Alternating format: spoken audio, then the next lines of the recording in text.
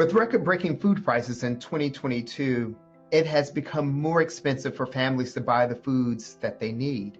The Supplemental Nutrition Assistance Program, or SNAP, helps families purchase foods, but families frequently spend their benefits before the next benefit cycle.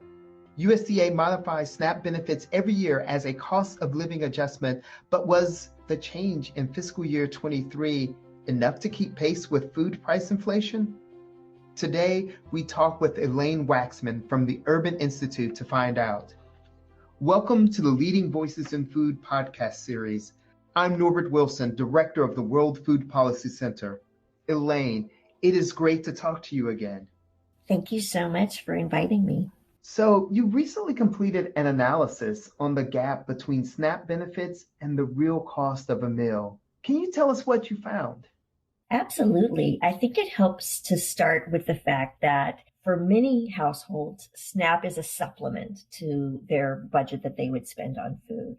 But for about 4 in 10 households, it is their food budget. In other words, they're deemed to have zero income available to purchase food. What we've done is look at how adequate is the benefit for those households, the ones that receive the maximum benefit, given overall questions about SNAP adequacy, but in particular, because there's such wide variation in geographic food prices, something that I think we all know intuitively based on our everyday lives, but don't realize that, in fact, in the lower 48 states, SNAP is not adjusted for any of those differences in food prices.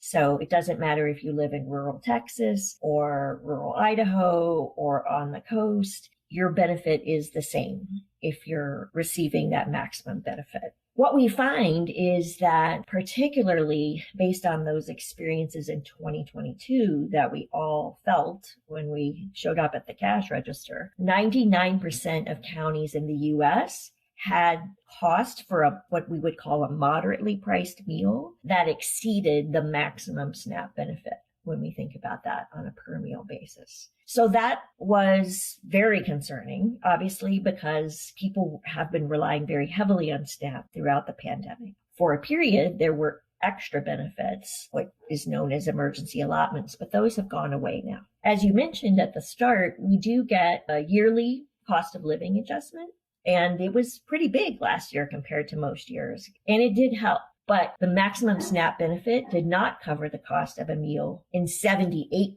of counties.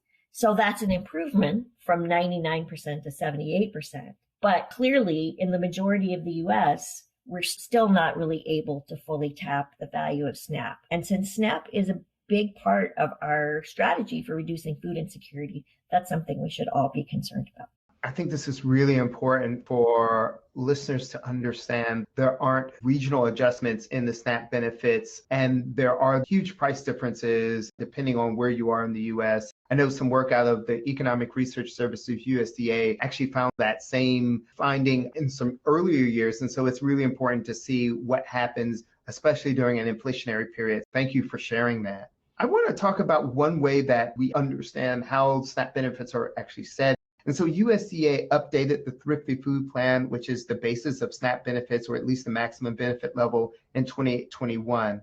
And it was the first time since the mid-2000s. What did that mean for the adequacy of SNAP benefits? And what do we know about how inflation has further affected SNAP benefits?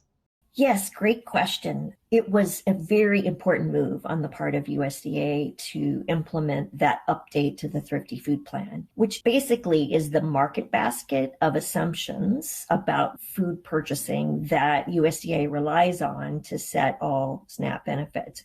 So it's a critical piece of information, even though it might sound like inside baseball to some people. The Thrifty Food Plan really matters. As you noted, it had not been updated since, I think, 2006. And we all know that not only have prices changed a lot, but the ways in which we acquire food has changed a lot. We buy a lot more prepared foods, even to eat at home. A lot more people are working. And so the assumption that you can cook everything from scratch doesn't really hold for a lot of households anymore. So number of those assumptions were updated. And for a period, that made a big improvement in that SNAP maximum benefit that we just talked about. Unfortunately, that was eroded by the pretty unprecedented rise in food prices throughout 2022, which of course partly relate to supply chain issues that emerged during the pandemic. The Ukraine war has certainly had a significant impact on food supply chains. And so the upshot was we had food price increases that we hadn't seen since the early 1970s. So that's where we were this time last year in terms of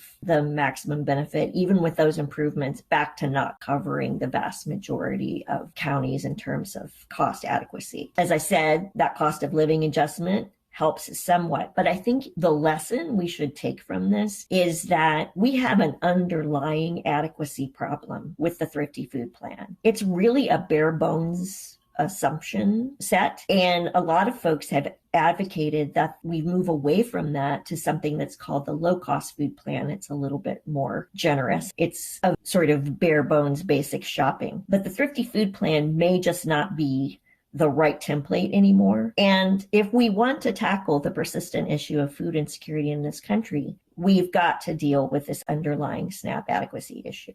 I think this is really an important issue. I want to push a little bit further on the Thrifty Food Plan itself in terms of what it actually means. Please correct me if I get it wrong. It's this idea of it's a least cost diet that is nutritionally adequate. So it's looking at the dietary guidelines to help provide constraints to make sure people are eating a nutritious meal. And it's also based off a minimum cost expenditure for what that diet would look like. It's based off a family of 2 adults and 2 children, and it doesn't incorporate lots of different family structures. Is that a fair assessment? And are there then some concerns about what the Thrifty Food Plan is? So I think what you're suggesting is basically correct. And one of the issues about the Thrifty Food Plan is that when it was first developed, it really wasn't envisioned as a sustainable diet. It was really more of an emergency sort of meal plan. Like, you're very strapped for resources, you can provide minimal nutrition for your household, but this is not what we want for people on an ongoing basis. One of the problems about the assumptions in the Thrifty Food Plan has also been that when we think about a household of 2 adults and 2 children, well, children eat really differently depending on their age, right? And so a 5-year-old doesn't eat anything like a 15-year-old. So there are a lot of issues around household composition, but also just what do we mean when we say we want nutrition security for people, right? We want people to be able to eat healthfully in a sustaining way. And I really think our ongoing look at SNAP adequacy suggests we're not there. We're not leveraging the tools we need to tackle not only food insecurity, but the fact that we have an epidemic of chronic diet-sensitive disease in this country. Thank you for that. You know, this raises important questions about policy frame and the policy space around food access and food security. So the Farm Bill is usually the legislative vehicle for making major changes to SNAP. But this past spring, the debt ceiling debate negotiations resulted in adjustments in the SNAP work requirements for some groups and new exemptions for others. What changes were made, and more broadly, what does research tell us about the impact of work requirements and time limits? It's been an interesting year, to say the least, for the progress of the Farm Bill. Just to remind everybody, the Farm Bill is that place that we normally make major changes and reauthorize significant federal nutrition programs like SNAP roughly every 5 years. This year, the debt ceiling negotiations sort of preempted a lot of the ongoing discussion in preparing for the Farm Bill because it took up this issue of time limits specifically focused on benefits for what we call individuals who are able-bodied adults without dependents. Sometimes you'll hear that term ABOD. I prefer not to use it because people are not the policy, but it's really focused on single adults who don't have custodial children. The idea is that if you're not able to meet a minimum work requirement of 80 hours a month or equivalent activities, you are limited to 3 months of benefits in a 36-month period. So that's extremely draconian, especially when we think about what we all know about the instability of low-wage work, right? And in periods where we have widespread unemployment, like we did for a bit in the pandemic, we have the ability to waive those requirements for everyone, but they are now coming back. So in addition to them coming back, they are now being increased in terms of the number of people it will cover based on the debt ceiling deal. So it used to be folks 18 to 49. It will phase in now for people up to age 55, which is also an interesting thing because as people age, they sometimes have less ability to be flexible in the workplace and to move into new positions. And so there's a whole nother conversation we could have about that. I guess a bright side of the debt ceiling bill was that it also created some new exemptions for those requirements, and they were focused on very specific groups, including veterans, people who are unhoused, and young adults moving out of foster care. So those are all groups that we know are particularly vulnerable when it comes to just monthly finances and also their ability to engage in the workplace. And that's a good thing. But it doesn't mean that there aren't lots of other folks out there who have other significant challenges that ought to be recognized. And because it's a very sort of discretionary kind of process, we don't even have confidence that everyone in those groups we just talked about would actually receive a waiver. So why does all this matter? It matters because there's quite a body of research now that suggests that these time limit and work requirements don't actually do what they set out to do, which is to meaningfully increase either work effort or household income. So they don't really accomplish the stated goal. They also cost money because you have to administer them and have a lot more interaction with clients. And not only then do they not achieve those work goals, but they actually push a lot of people off of SNAP and or churn them through, as we call people who move in and out because of administrative problems. And so what we have is a group who already has higher than typical food insecurity rates. We're making it more difficult for them to engage in SNAP. And SNAP is our number one tool for reducing food insecurity from the federal program portfolio. So on balance, I think a lot of folks in the food security space would argue that time limits should just go away, right? That's not where we should be putting our investment if we want people to have more self-sufficiency and if we want them to eat better. I really do appreciate the way you are humanizing the experiences of individuals who may depend on SNAP, but as the new policies are being implemented, may age out in a strange way. And so this is really a useful way for us to understand the implications of when we make decisions or changes to policy. It can have really negative consequences and may not achieve the goals that are at least stated. So this is an important part of this conversation. But we're looking at a federal shutdown. And if an agreement isn't reached, we could see some serious implications for families. And so some lawmakers are calling for across-the-board cuts of most discretionary spending programs as part of any agreement. Would those cuts affect federal nutrition programs? Good question. So the short answer is it's just going to be generally disruptive across the board, but the type of program does matter. So SNAP is what we call an entitlement, which means that anybody who is eligible for it will receive those benefits on an ongoing basis. But another very important program that many people are familiar with is called WIC. And that is a program focused on prenatal care and postpartum care for moms and infants and children up to the age of 5. WIC reaches millions of children across the country, and it is not an entitlement program, which means that it's subject to an annual budget. We already have a problem with the WIC budget this year because we've had bigger increases in enrollment than were expected. I think that speaks to this issue about the continuing pressure of food prices, the loss of other pandemic supports at a time when families are still struggling to navigate basic needs. And so we've had more pressure on the WIC program, and there was already concern that there would not be sufficient funds, let alone then going into a shutdown situation. The administration has estimated that there will be a significant impact on families who will not be able to receive WIC if the shutdown were to persist. And then the bigger issue is that the time that we invest, so to speak, in shutdowns is time we're not working on the Farm Bill and having a thorough reassessment of program needs. So it's likely to delay the Farm Bill agreements as well. While shutdowns, are obviously very much about politics, for people who have to put food on the table every week, some of which are paid for by federal salaries, right? Then this is a very real economic shock. And it's unfortunately an economic shock that we could avoid. Yeah.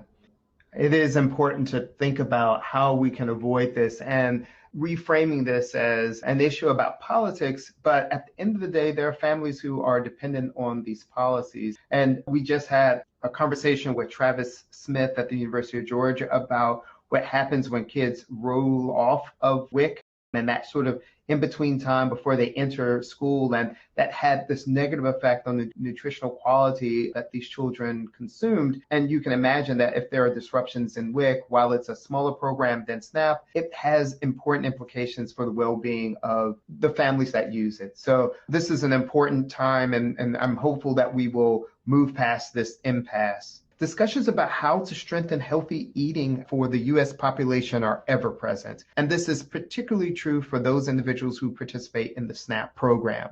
What proposals are being considered for SNAP, and how could we see any of those in the Farm Bill? This is a really important topic because we actually have an evidence-based strategy for increasing the ability to purchase healthier foods like fresh fruits and vegetables. And that is what they call nutrition incentives. Some people will know it as double up bucks, but basically they are programs that allow people to receive additional money for SNAP if it's put towards those kinds of purchases. That's something that's been evaluated over the last several years and seems to do exactly what we want, which is to increase those purchases.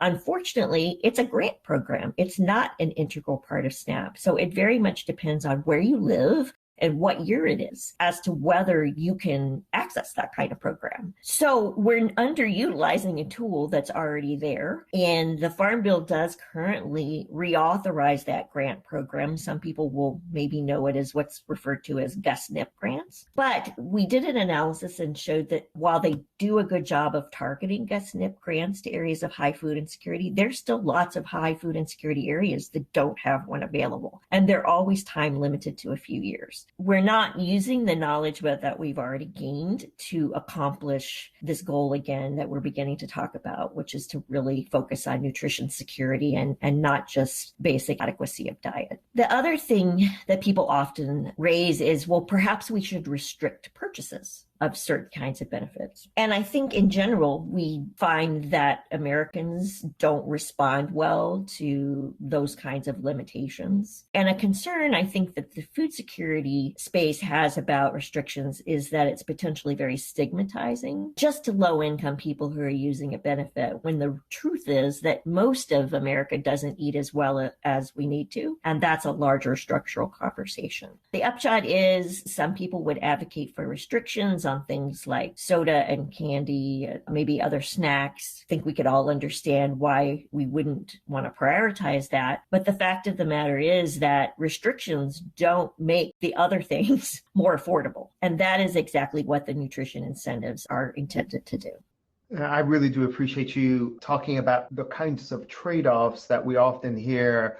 This idea of restrictions on certain food products, and then this potential of, or the benefit that's been observed in incentivizing certain products. And I know there are research projects that have also looked at what happens if you do both. And I think this is an important space for conversation, but I really appreciate the underlying idea that all consumers, regardless of income level, ought to have freedom in their choice of food. And if you are dependent on or using benefits from the government, this idea of that should be a reason to control what you're able to access is really challenging. Thank you for that. And it's really important to hear the research findings that support this idea that incentivizing healthy food purchases can actually have real benefit. Thank you for that work. Our guest today is Dr. Elaine Waxman, Senior Fellow in the Income and Benefits Policy Center at the Urban Institute. And thank you for listening. If you would like to subscribe to the Leading Voices in Food podcast series, you can find it on Apple Podcasts, Google Podcasts, or your favorite podcast app. Podcasts and transcripts are also available at the website of the World Food Policy Center. This is Norbert Wilson.